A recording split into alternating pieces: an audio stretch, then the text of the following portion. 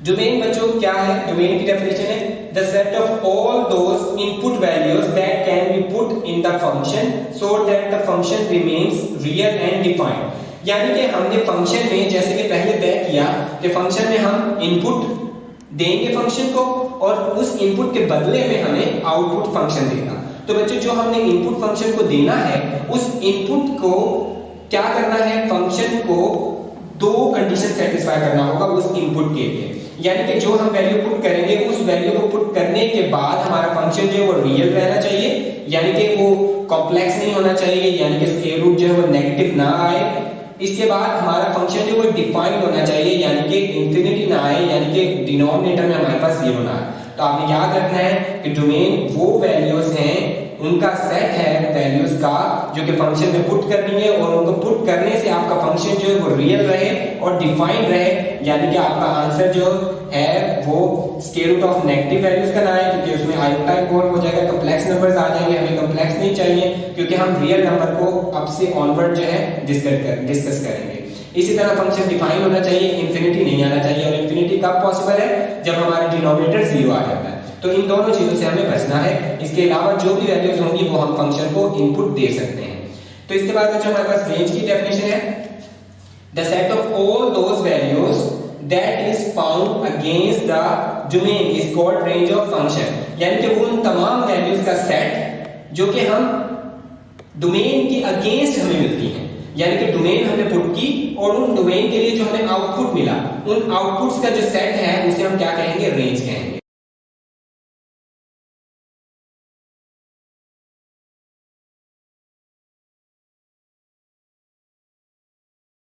अब हम बच्चों ये भी सीखेंगे कि किसी फंक्शन की डोमेन और रेंज कैसे फाइंड करते हैं।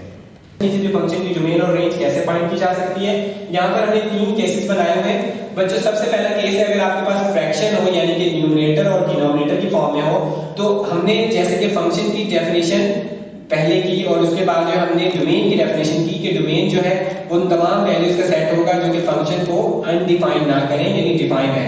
तो बच्चे हमारे पास जो फ्रैक्शन है, तो फ्रैक्शन में वो सूरत हाल बनती है जब हमारा जो है फंक्शन अनडिफाइंड होता है, तो तब बनती है जब हमारा डिनोमिनेटर जो वो जीरो हो जाता है। तो इसलिए आपके पास अगर क्वेश्चन फंक्शन जो है वो फ्रैक्शन की फॉर्म में, तो आपका डिनोमिनेटर जो वो जीरो नहीं होना चाहिए। जैसे कि मैंने एग्जांपल दी है 1/x - 2, ये चूंकि फ्रैक्शन है, यहाँ पर न्यूमरेटर की वैल्यू 1 है, डिनोमिनेटर की वैल्यू x - 2 है। तो हमारे फंक्शन के लिए for f(x) to be defined, यानी हमारा फंक्शन अगर डिफाइन हमें रहना चाहिए, तो उसके लिए हमारा डिनोमिनेटर की वैल्यू जो वो जीरो नहीं होनी चाहिए, यानी x - 2 का आंसर जीरो नहीं होना चाहिए। x - 2 का आंसर जो है, यानी कि हमारा डिनोमिनेटर कब जीरो होता है? जब हम यहाँ से x की वैल्यू फाइंड करें और x की वैल्यू 2 आ जाएगी, यानी कि अगर हम x की जगह पर 2 पुट करेंगे तो 1/0 आ जाएगा, जो कि हमारे फंक्शन को अनडिफाइन करेगा। वो हमें नहीं चाहिए, हमें फंक्शन डिफाइन रखना है। तो हम क्या करेंगे? हमारी डोमेन जो रहेगी, ये भी आप याद रखेंगे कि हमारे फंक्शंस की डोमेन जो है सेट ऑफ रियल नंबर्स रहेगी, लेकिन इसके साथ साथ हमें जो रूल्स पढ़ने हैं उन रूल्स में के अकॉर्डिंग उन वैल्यूज को हम सेट ऑफ रियल नंबर में से निकाल देंगे जो कि हमारे फंक्शन को अनडिफाइंड बनाएंगे या फिर उन्हें रियल नहीं बनाएंगे। तो जैसे कि इस सूरत हाल में अनडिफाइंड कब बन रहा है? जब हम x की वैल्यू 2 पुट कर रहे हैं, तो इसलिए हमने सेट ऑफ रियल नंबर में से 2 को माइनस कर दिया कि अगर सेट ऑफ रियल नंबर में से अगर हम 2 निकाल दें तो वो हमारे फंक्शन की डोमेन होगी, यानी 2 के अलावा तमाम नंबर जो हैं वो हम इस फंक्शन में पुट कर सकते हैं और इसी तरह जो है ये आपकी डोमेन बन जाएगी। और बच्चे आपने रेंज देखना है। अब सेट ऑफ रियल नंबर में से अगर आप 2 निकाल दें, 2 के अलावा कुछ भी आप पुट करें, चाहे पॉजिटिव हो चाहे नेगेटिव हो, आपको रेंज क्या मिलेगी? जैसे कि बच्चों 2 तो आप पुट कर ही नहीं सकते, तो 2 के अलावा कुछ भी पुट करें, जैसे आप पॉजिटिव वैल्यू पुट करते हैं, लेट्स सपोज आप पुट करते हैं 1, अगर आप x की जगह 1 पुट करते हैं तो 1 - 2 ये आपके पास क्या आ जाएगा? -1 आपके पास आ जाएगा, -1, ठीक है।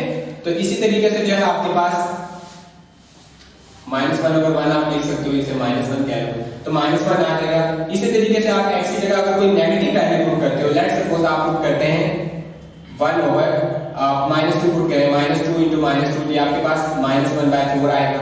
इसी तरीके से आप फर्दर जो है कोई बड़ी वैल्यू पुट कर रहे हैं x की 2 से बड़ी जो है, आप यहाँ पर 4 पुट करें, 4 - 2 आपके पास 2 आएगा, यानी 1/2 आ जाएगा। यानी आपका आंसर या तो पॉजिटिव आ रहा है या फिर नेगेटिव आ रहा है, लेकिन जीरो नहीं आ रहा, क्योंकि आप x की जगह कोई भी वैल्यू पुट करो 2 के अलावा, तो आपका आंसर जो है या पॉजिटिव है या नेगेटिव है। तो इसका मतलब हमारे जो आउटपुट्स हैं वो किस तरह के हैं? वो असल में ऐसे हैं कि वो तमाम रियल नंबर्स हैं सिवाय जीरो के, क्योंकि जीरो उसमें नहीं आ रहा, तो हमारी रेंज फंक्शन की हो जाएगी सेट ऑफ रियल नंबर्स सिवाय जीरो के, तो हम उसमें से जीरो माइनस कर देंगे। ये केस 1 की फॉर्म में है।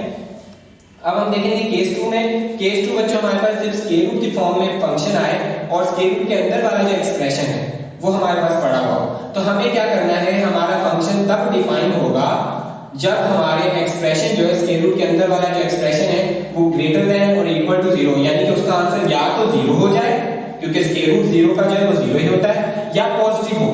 जैसे कि अगर आप 4 पुट करते हो स्क्वायर रूट के अंदर तो 4 का स्क्वायर रूट 2 होता है, पॉजिटिव आएगा। स्क्वायर रूट ऑफ 2 जो है आप कैलकुलेटर से फाइंड करो वो भी पॉजिटिव आएगा। लेकिन नेगेटिव का अगर आप स्क्वायर रूट लेते हो तो वो कॉम्प्लेक्स नंबर की तरफ चला जाएगा, जो कि हमारे डोमेन की डेफिनेशन को वायलेट कर रहा है। हमने इस वजह से जो है इस तरह के हमारे पास क्वेश्चन आए तो हम उस एक्सप्रेशन को क्या करेंगे, greater than equal to zero रखेंगे। अब जैसे कि एग्जांपल यहां पर हम लेते हैं स्क्वायर रूट ऑफ x - 9।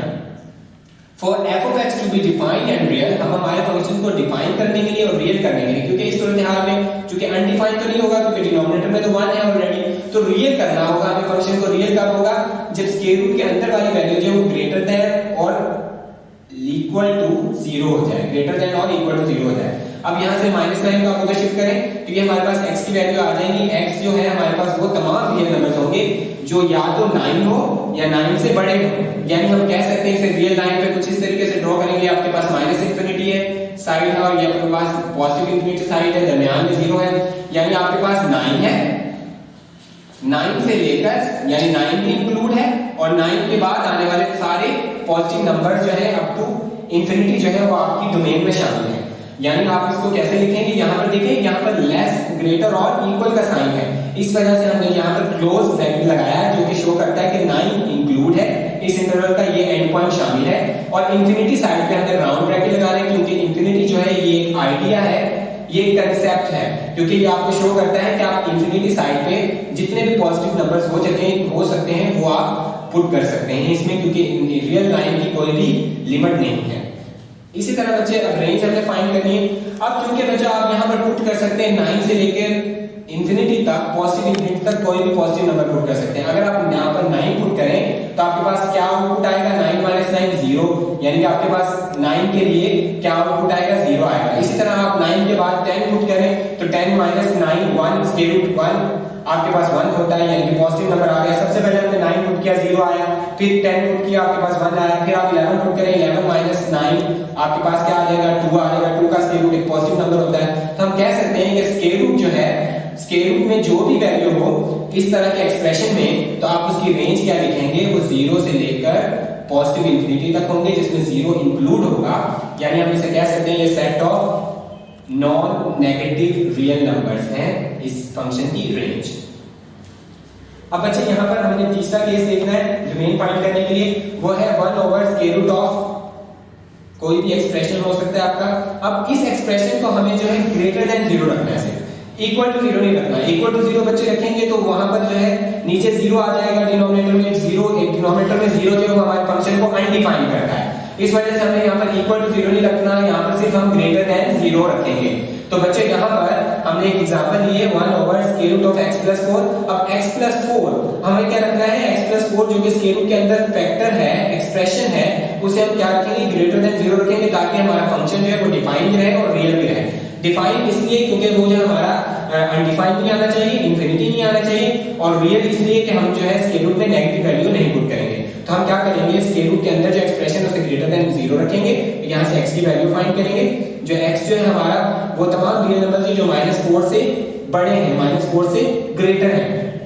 जैसे आप रियल लाइन पे कुछ इस तरीके से बच्चे देख सकते हैं कि आपके पास -इंफिनिटी साइड है, ये पॉजिटिव इंफिनिटी साइड है, ये आपके पास 0 है, -4 यहाँ आपके पास है। अब हमें क्या करना है, -4 यहाँ पर होल होगा क्योंकि -4 जो है वो इक्वल नहीं लगा हुआ हमारे पास, x जो है -4 से बड़े नंबर्स होंगे, -4 के इक्वल नहीं होंगे, इसलिए हम यहाँ पर होल लिखेंगे। अगर आप इसे रियल लाइन पे रिप्रेजेंट कर सकते हैं तो इस तरह करेंगे, तो -4 और -4 से बड़े नंबर्स, तो हम इसे किस तरीके से लिखेंगे, जब हमारे पास यहाँ पर इनइक्वालिटी में इक्वल का साइन ना हो तो हम वहां राउंड ब्रैकेट लगाएंगे, यानी इस फंक्शन की डोमेन जो है -4 से लेकर तमाम बड़े जो नंबर्स हैं वो हो सकती है, यानी अप टू इंफिनिटी हो सकती है डोमेन। अब बच्चों इस डोमेन के लिए आप यहाँ पर जो है इस डोमेन के लिए -4 तो हम पुट करेंगे ही नहीं। अब -4 नहीं पुट करेंगे तो इसकी जगह आप क्या पुट करेंगे, अब -4 से बड़ा नंबर पुट करेंगे। -4 से बड़ा नंबर कौन सा है, -3। अब -3 यहाँ पुट करें तो -3 प्लस 4, -3 प्लस 4 जो आपके पास क्या आ जाएगा +1, तो 1/√1 यानी 1 आ जाएगा।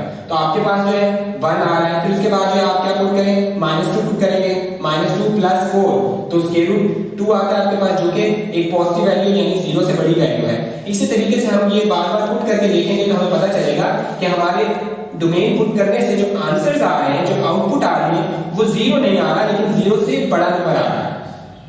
वो चाहे आप बच्चों -4 से इंतहाई छोटा बड़ा नंबर ले लें, जो कि बहुत ही आप कह लें करीब तरीन हो -4 के, जैसे कि आप ले लें -3.999 कोई नंबर ले लें जो कि -4 से बड़ा बनता है, तो उसके लिए आपका आंसर जो है वो आपका आंसर जो है 0 से बड़ा आएगा। तो आप कह सकते हैं कि आपके इस फंक्शन का गिवन डोमेन के लिए जो आंसर है वो 0 नहीं आ रहा, 0 के अलावा सारे पॉजिटिव नंबर्स आ रहे हैं। तो हम कह सकते हैं कि हमारे फंक्शन की जो रेंज है वो 0 ओपन इंटरवल से लेकर पॉजिटिव इंफिनिटी ओपन इंटरवल तक है, क्योंकि हमारे फंक्शन का आंसर 0 नहीं आ रहा। इस तरह बच्चों जो है हम 3 केसेस की हेल्प से फंक्शंस की डोमेन और रेंज फाइंड कर सकते हैं।